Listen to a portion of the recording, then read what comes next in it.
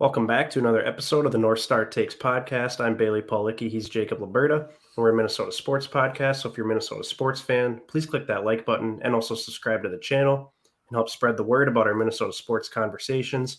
And today we're going to be talking Minnesota Vikings as they have cut down their roster to 53 guys. I mean, kind of a little bit more active of a day than I think a lot of people were anticipating with the Vikings. I don't think people were anticipating any surprise cuts or anything like that. But there was a couple surprise moves that they made. But let's just jump, we'll get into the main storyline first, which is, quarterback room is only too deep as both Mannion and Mond were cut. There's reports that they're interested in bringing Mannion back on the practice squad, which I guess really isn't surprising because Kirk needs him there to hold his hand, apparently. So it sounds like the Kellen Mond experiment's probably done for good. I just don't see them keeping two quarterbacks on the practice squad. So it's kind of disappointing, but at the same time, it's not real heartbreaking because, if it's 2 years in and he's third round pick and he's still not getting it, then, and it's not like he was ever going to be the starter of this team anyways. I mean, these guys, I'm sure, will pick a quarterback in the next draft or, they'll pick a guy to succeed Kirk on their own. So what are your thoughts about the quarterback situation here, Liberta? Yeah, I know Mon got cut first, so I was like, okay, if it's going to be two quarterback room, then it is what it is. I'm fine with it. I had some hopes for Mon, especially when he got drafted, but like you said, after these first two preseasons have played out, it just hasn't been what we were hoping for. I think it's okay to move on. I think, yeah, like I said, I liked Mon, but yeah, it's just too bad it didn't work. But at the same time, too, once he got cut, I was like, this better mean Mannion's done, too, because I don't want to see a three quarterback room on the 53-man roster that includes Sean Mannion. So, if it's two, I get it with Kirk and Mullins, like, whatever, that's fine. But then keeping Mannion on the practice squad, I just don't understand the infatuation with that. Why? I don't know why or he's what good in the room. Yeah, like, come on, man. Are you serious? It's like we have enough guys that are a positive influence for Kirk the way it is now, right? I mean, from his head coach to offensive coordinator and Wes Phillips to even, whoever the quarterback coach is these days. Like, seriously, come on. Do we really need Mannion still there? Like, that baffles me, but whatever. If he's on the practice squad, I don't really care, I guess. But but at the same time, too, what's that really doing for your defense as far as like a scout team quarterback goes? Though, like during the week, like, is Sean really going to give you a look of anybody in this league? No, he's not. So that's kind of a bad idea. So that frustrates me a little bit still, but I guess as long as he's not on the roster, then I can live with it. Then it's whatever. I'm not going to hear about it, so it is what it is. But yeah, I'd say this isn't terribly surprising when neither of them went out and won the QB2 job in the first couple games, and they acquired Nick Mullins soon after that. Then the writing wasn't on the wall. Yeah, and I think in terms of keeping Mannion over Mond on the practice squad, I think I saw Mond had like a 64 PFF grade throughout the entire preseason, and Mannion had like a 31 or 32. So it would strictly be keeping Mannion around for Kirk Cousins. There's literally no other reason. I mean, the proof is in the pudding. Mond is a better. He's probably not as smart as Mannion when it comes to the game and diagnosing stuff and helping Kirk out. But in terms of being talented, in terms of talent, it's not even close. So if they keep Mannion and not Mond on the practice squad, that's all for Kirk Cousins, which is fine because Kirk's the starter. He's probably going to play every single game, but it's like, man, it's so annoying how he's got to have these certain. It's like coddling him almost. It's very, very annoying. I know. It's not like there's not some guy out there that could do the same thing, but also has just a little bit more like talent. It just comes down to it. That talent that would help you in the room, but I guess not. Yeah. So let's just jump into some surprising cuts here. I would know there's for sure a couple that definitely surprised you. What are your thoughts there? Yeah, I would say the biggest one's got to be Armand Watts. I feel like that never even really got talked about by anybody throughout the training camp process or throughout the preseason games. It's like kind of felt like Armand Watts was trending towards being the third starting defensive lineman in our 3-4 base defense come week one. So this is like a complete shock, and it kind of feels like it's out of left field of sorts just because, nobody was talking about this as a potential cut. So that really surprised me. I think that one jumps off the page right away. And as far as some other ones of note, I guess I would say Zach Davidson. I'm surprised he didn't make the team. I thought he kind of flashed as a pretty athletic, good receiving tight end. So I'm a little bit interested as to really what it came down to because, for instance, like they kept Ben Olsen on the roster, who Yeah. I thought he might get cut, but I guess O'Connell probably just values the run blocking ability that Elfson brings because he's really good at that. And then kind of the same goes for Johnny Munt too. So like I think it just goes to show that I don't know, like this coaching staff or O'Connell first and foremost really believes in having that flashy at tight ends. Like it's just not that important in his offense. So I think it's just Right. more about being fundamentally good tight ends, maybe not necessarily being playmakers, but just kind of guys there that'll do their job as far as run blocking goes, especially.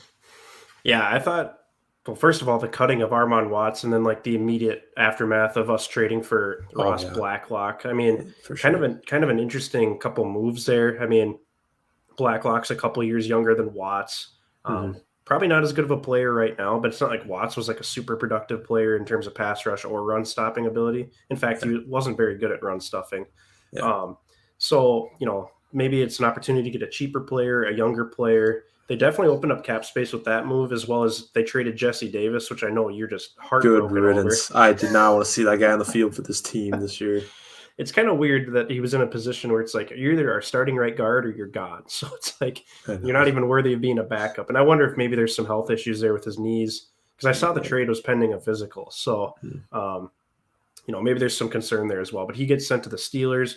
Between those two moves, we opened up about 4.5 million in cap space. I know there's some dead money attached to the Jesse Davis contract as well, but kind of makes you wonder what they're opening up 4.5 million for because they didn't make any other big moves, any other big splashes. They ended up cutting both Tristan Jackson and Myron Mitchell, and I thought maybe one of those guys would stick around with BC Johnson being out for the year. So Jalen Naylor makes the team, but we only have 5 receivers. They didn't keep Dan Chisena for special teams purposes. So kind of makes you wonder if they're going to go out and claim a receiver. I saw that Tyler Johnson, Minnesota's own, from the Tampa Bay Bucks, got cut today. So maybe there's a chance that we could bring him back home.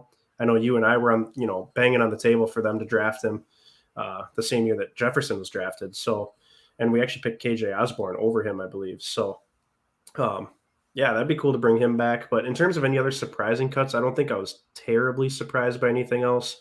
It's kind of sucked to see a guy like Jalen Twyman go. Yeah, I would sure. really like to see him stick around and develop a little more, just because I think there is some ability there. Um, but yeah, we can talk. We can kind of dive into. Are there any surprising players to you that ended up making the roster crunch here? I think one of them really jumps out at me is probably Troy Dye. Really, I, Yeah, I feel like he hasn't really shown a whole lot ever since he got drafted. So I kind of feel like he was on the way out. Especially, I think he's got that nagging injury that he just sustained in this last preseason game against the Broncos. But hmm I know our linebacker room is very thin, like beyond Kendricks and Hicks. And then good thing they drafted Asamoah, and he's really coming along pretty yes, quick.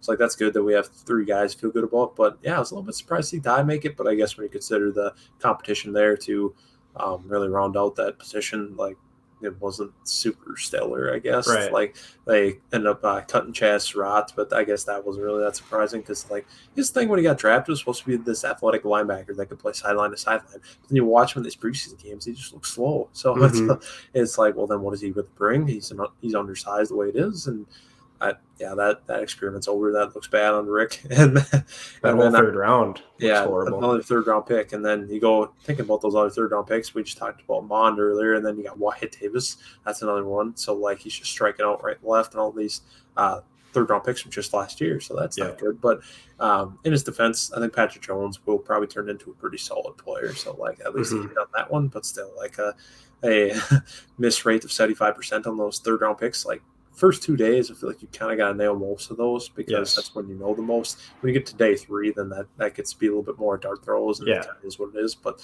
still, he had to miss on that many in one draft. That's not good. But that's part of the reason why he's not here anymore too. So hmm I would say, yeah, Troy Dye, that's a surprising guy to make it. And then I would also say Vidarian Lowe and just that offensive line in general that hmm we kept 10 guys, I think it was. Because I think it was, what was it, 3 backup tackles between Lowe, yes, Brandel, and Oleudo. And then we also have Reed and Schwabman as backup interior offensive linemen to go along with our 5 starters. So like keeping 10 hmm offensive linemen is a lot because I think most teams keep 8, maybe 9.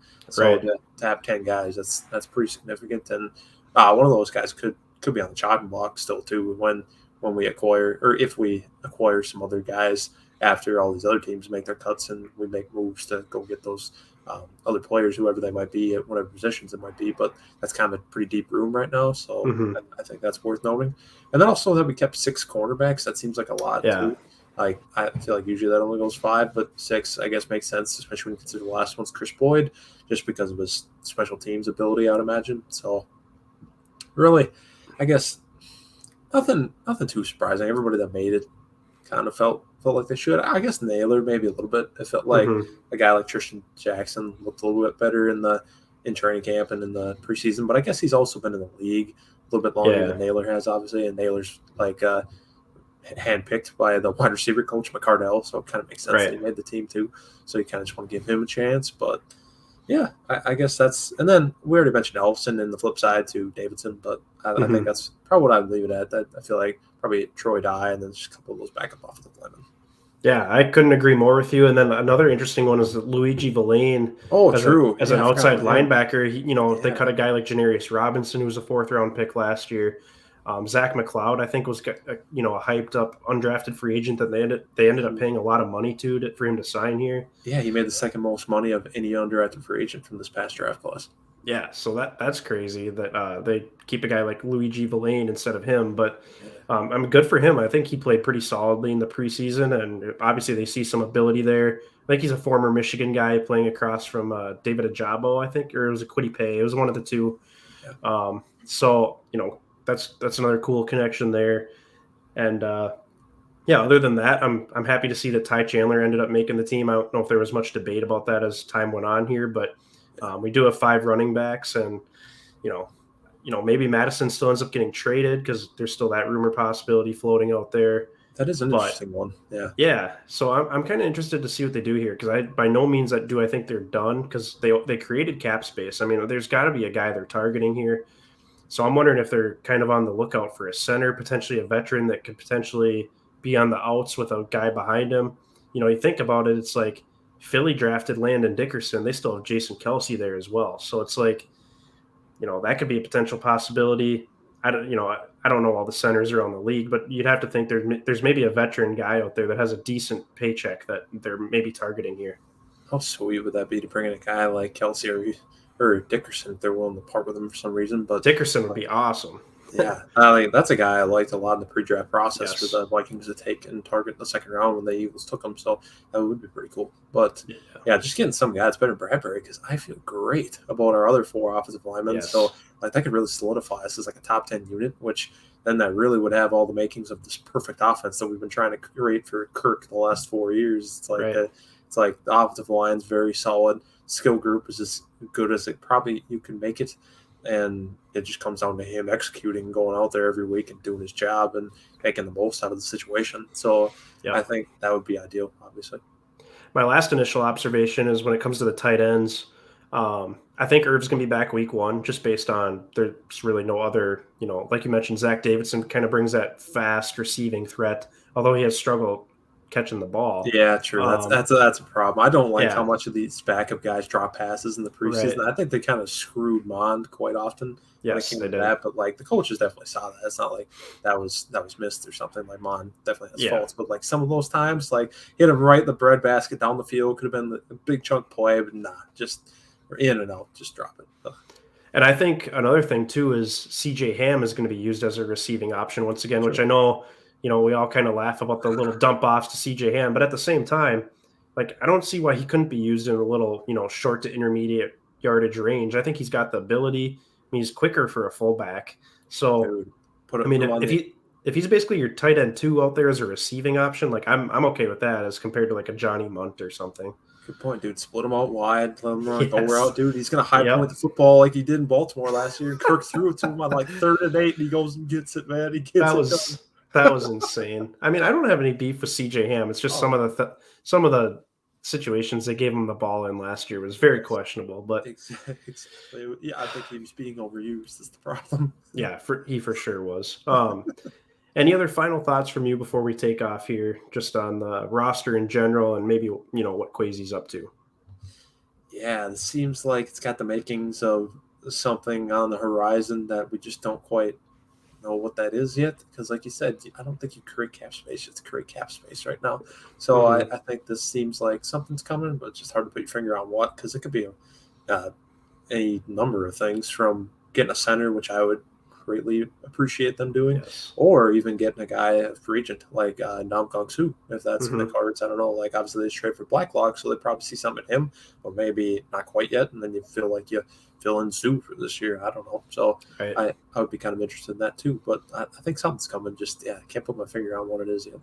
I'm with you. So it smells a little fishy, so I'll be curious to see what happens here in the coming days. I mean, they don't have a ton of time before they got to start getting ready for Green Bay here, so Yeah. definitely be interesting to see what they do. But that will do it for this edition of the North Star Takes podcast. Like I mentioned earlier, please click the like button on this video and also subscribe to the channel, especially if you're a Minnesota sports fan looking for Minnesota sports conversations. Feel free to give us a follow on both Twitter and Instagram and let us know your thoughts in the comment section below. What do you think about the roster cut down? What do you think about the Vikings creating cap space and any other surprises that you had when it comes to this roster crunch? So until next time, thanks for watching.